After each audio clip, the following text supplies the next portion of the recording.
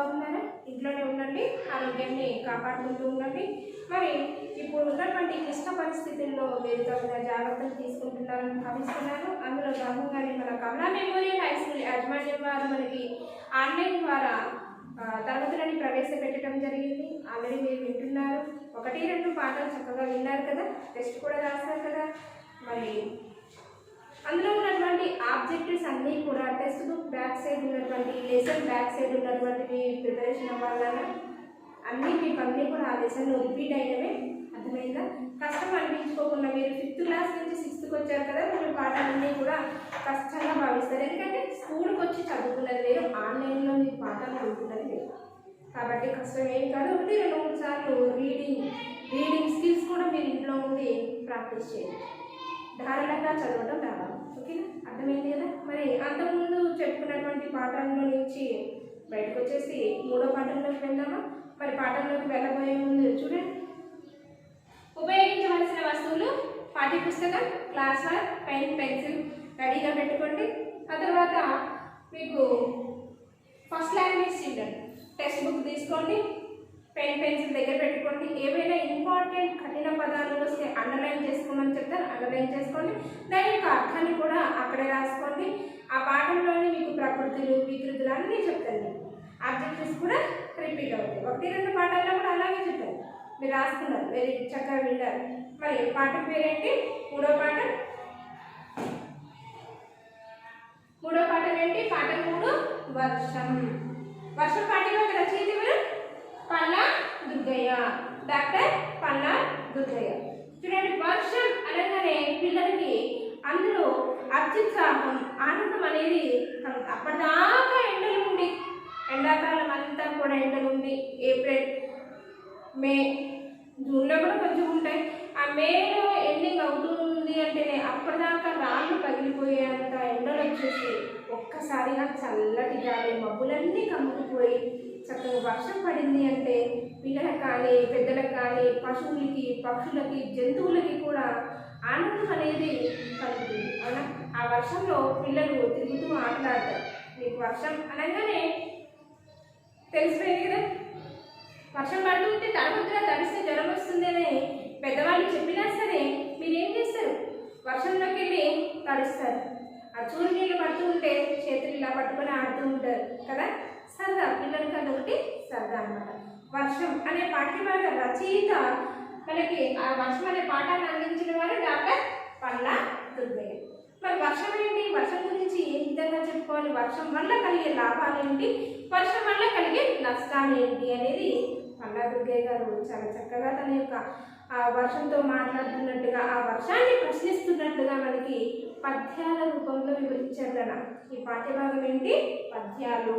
ఇందులో ప్రతి ఒక్క పద్యం కూడా ఇంపార్టెంట్. అందులో స్టార్ గుర్తు పెట్టినటువంటి పద్యాలు చాలా చాలా ఇంపార్టెంట్.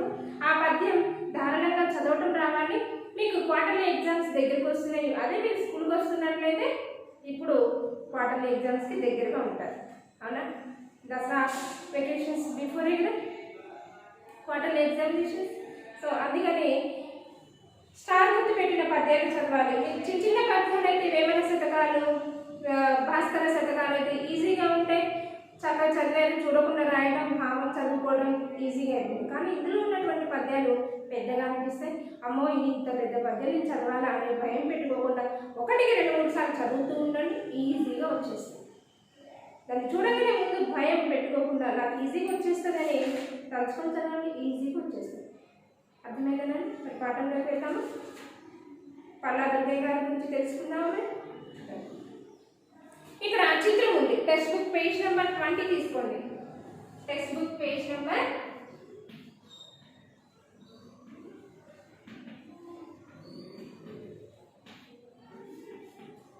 20 ఈ 20లో పిల్లలు ఏం చేస్తున్నారో చిత్రం ఇచ్చారు మనకి. ఆలోచించండి, మాట్లాడండి. బొమ్మలు చూస్తే మనం ఆలోచించాలి, ఆ బొమ్మ గురించి మనం మాట్లాడాలని ఉద్దేశం. చూడండి, ఇక్కడ చిత్రం ఉంది. ఆ చిత్రంలో పిల్లలందరూ ఏం చేస్తున్నారు? అసలు ఎవరెవరున్నారు? మొదటి ప్రశ్న ఇక్కడ ఇచ్చారు. చూడండి, మీ దగ్గర టెక్స్ట్ బుక్ ఉంది కదా, చూడండి ఒకసారి గమనించండి. బొమ్మలో ఎవరెవరున్నారు, ఏం చేస్తున్నారు? ఆ బొమ్మలో, ఆ చిత్రంలో ఎవరెవరున్నారు? బాలికలు ఉన్నారు, బాలురు ఉన్నారు. అమ్మాయిలు,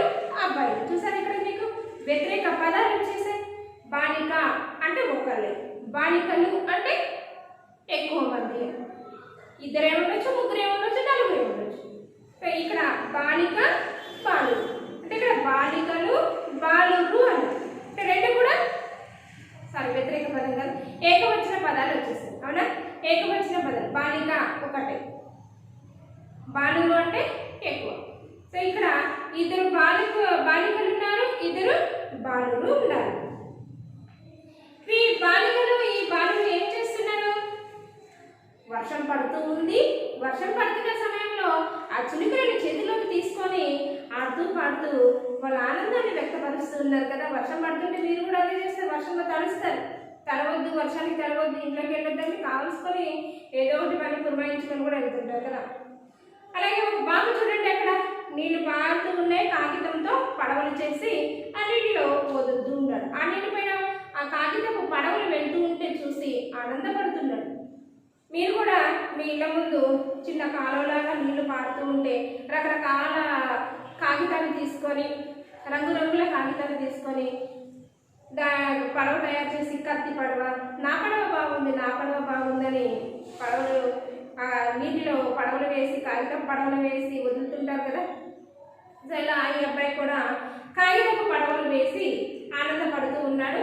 ఇక్కడ బాలిక, ఇక్కడ ఒక పాప మబ్బును చూస్తూ ఆనందపడుతుంది. రెండవ ప్రశ్న చూడండి, బాలిక మబ్బును చూస్తూ ఏ పాట పాడుతున్నదో ఊహించండి. ఇక్కడ రెండో అమ్మాయి ఉంది చూసారా, ఈ అమ్మాయి మబ్బును చూస్తూ పాట పాడుతుంది. మరి మబ్బును చూస్తూ పాడే పాట ఊహించండి. అక్కడ ఊహించండి అన్నాడు. వర్షం పడుతుంది, మబ్బును చూస్తుంది, పాట పాడుతుంది. ఏ పాట వినొచ్చు?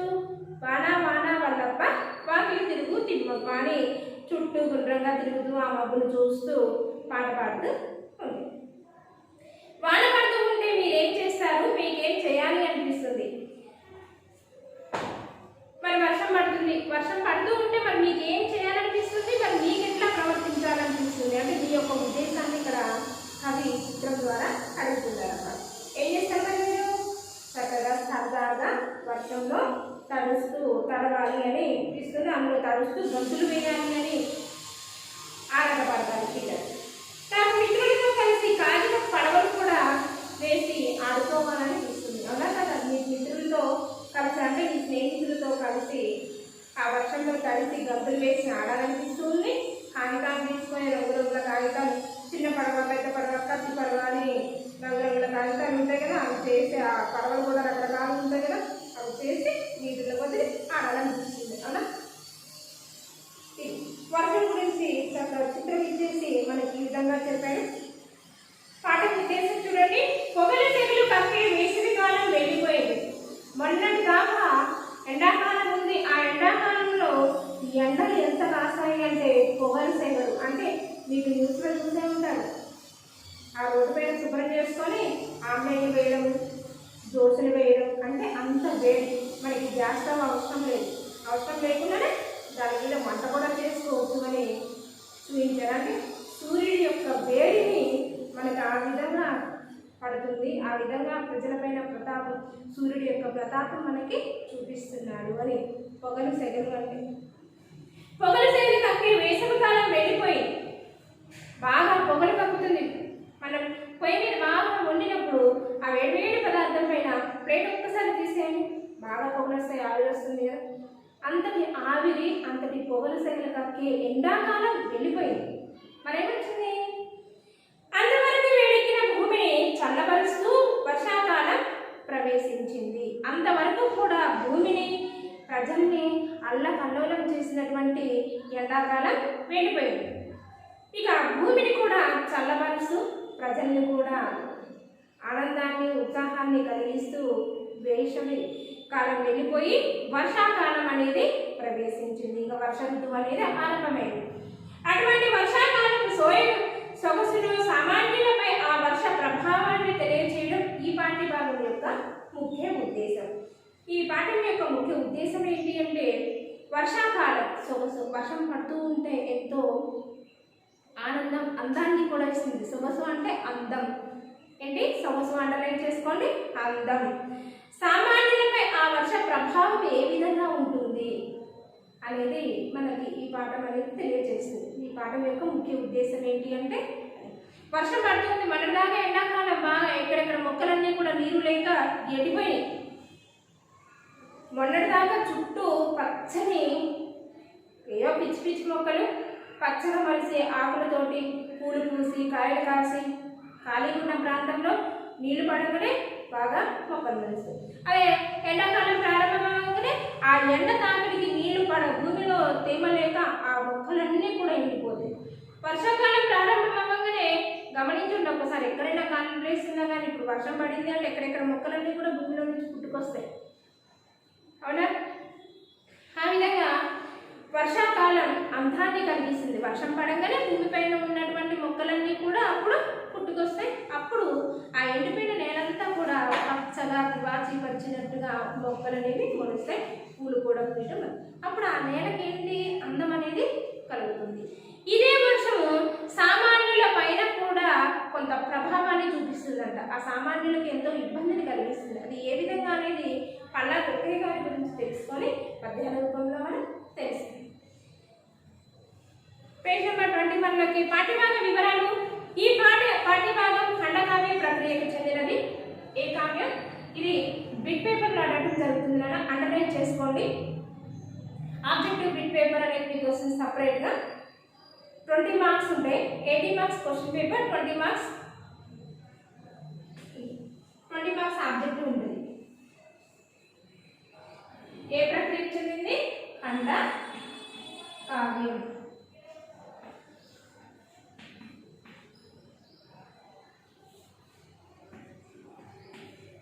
ఖండకావ్యం ప్రక్రియకు చెందినది. వస్తు వైవిధ్యం. అసలు ఈ ఖండకావ్యము అంటే, ఖండము అంటే భాగం, కావ్యాల్లో కలిగినటువంటి భాగం. ఆ కావ్యంలో ఒక భాగాన్ని మనం తీసుకొని పరిచయం చేయాలి. మరి దానిలో ఏవేవి ప్రధానము అంటే, వస్తు వైవిధ్యం కలిగిన ఖండికలతో కూడి ఉన్న కావ్యమే ఖండకావ్యం. ఏదైనా ఒక వస్తువుని తీసుకొని దాని వైవిధ్యంగా వర్ణించి విశ్లేషణలతోటి వర్ణించడమే ఖండకావ్యం, అదే కావ్యం. ఈ పాఠ్యభాగం డాక్టర్ పల్లా దుర్గయ్య రచించిన పాలవెల్లి అనే ఖండకావ్యం నుంచి.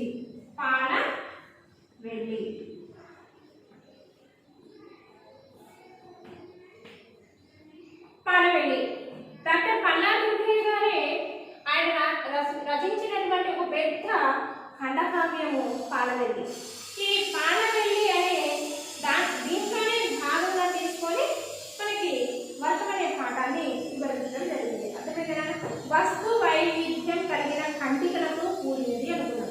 వస్తువు అంటే మనము ఇక్కడ వర్షం అనేది వస్తువుగా భావించి వర్షం అనేది ఒక తీసుకొని వర్షం అనేది ఒక విషయాన్ని తీసుకొని ఆ వర్షం వల్ల సామాన్యుల పైన నిధుల పైన ఎలాంటి ప్రభావాన్ని చూపుతున్నది, మరి ఎవరు నష్టపోతున్నారు, ఎవరు లాభాన్ని పొందుతున్నారు అనేది మనకి ఒక వస్తువు ద్వారా అందులో భాగాన్ని తీసుకొని పరిచయం చేయడం జరిగింది. అర్థమైందా? పల్లా దుర్గయ్య రచించినటువంటి పాలవెల్లి అనే ఒక పెద్ద కావ్యం నుంచి, ఖండకావ్యం నుంచి గ్రహించబడింది. ఇలా పాలవెల్లి అనే కావ్యాన్ని రాశారు. ఈ కావ్యంలోనే మళ్ళీ ఒక ఖండిక, ఒక భాగము ఖండకావ్యం. ఇందులో నుంచి మనకి వర్షం అనే పాఠాన్ని పరిచయం చేయడం జరిగింది. మరి కవి పరిచయం చూడండి, వెరీ ఇంపార్టెంట్, చాలా ముఖ్యమైనది. ఎగ్జామినేషన్లో కంపల్సరీ అడుగుతారు, క్వార్టర్లీ ఎగ్జామినేషన్ దగ్గరికి వస్తున్నాయి. మరి ఈ స్టార్ మార్క్ వేసుకోండి. పల్లా దుర్గయ్య, శేషం లక్ష్మీనారాయణాచార్య ఫస్ట్ లెసన్.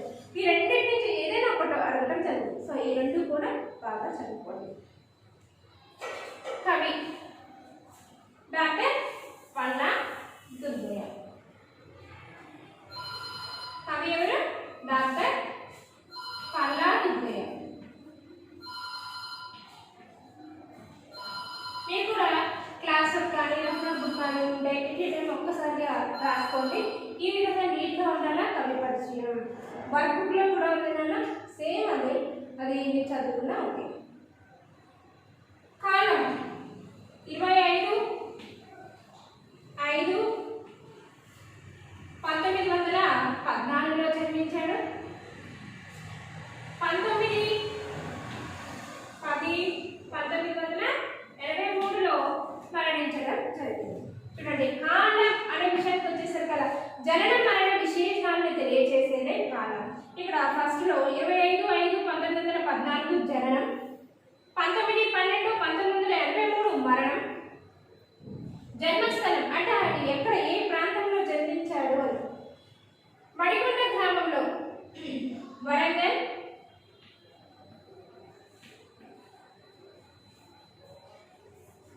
అర్బన్ జిల్లా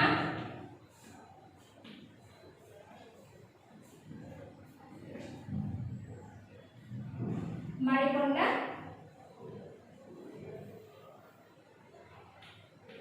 గ్రామం. తల్లిదండ్రులు మరి ఈయన రచనలు చేయడం వల్ల చూసారు తల్లిదండ్రులు కూడా ఒక గొప్ప పేరు వచ్చింది. ఆయన తల్లిదండ్రుల పేరుని కూడా ఈ పుస్తకంలో రచనించడం జరిగింది. అర్థమైందా పిల్లలు?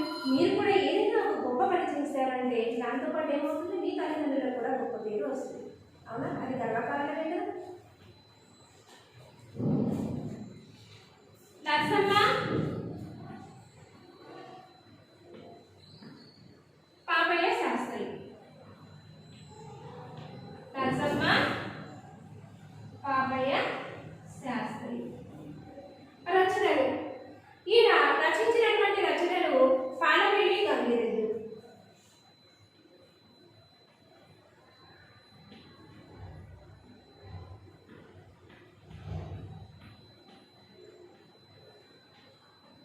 మొదలైనవి చాలా ఉన్నాయి. ఫేమస్ అయింది మాత్రం పాలవేలి గంగిరెద్దు అనే రచనలు మాత్రం చాలా ప్రాముఖ్యతను సంతరించుకున్నాయి.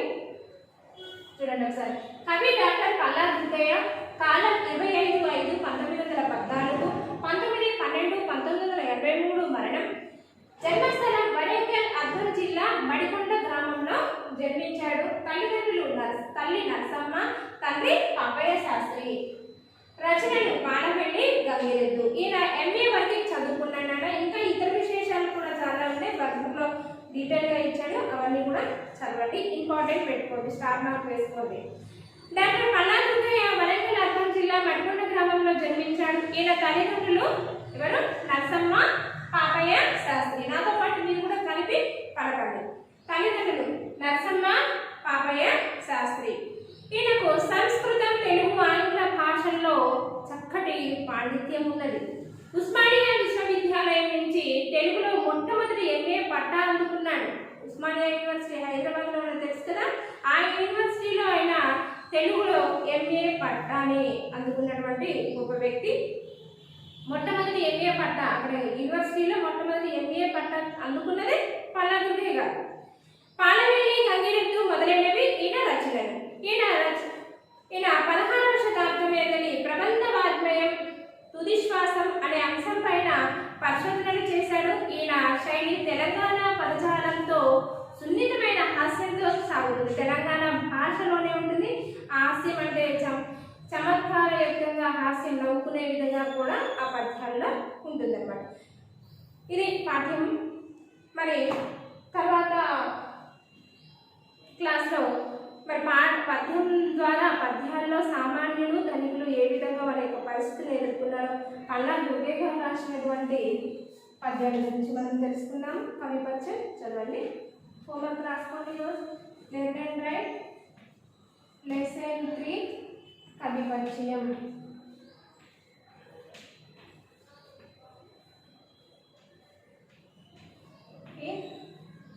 క్లాస్ వర్క్ లెసన్ నేమ్ రాసుకోండి. కవి పరిచయం రాసుకోండి. God bless you.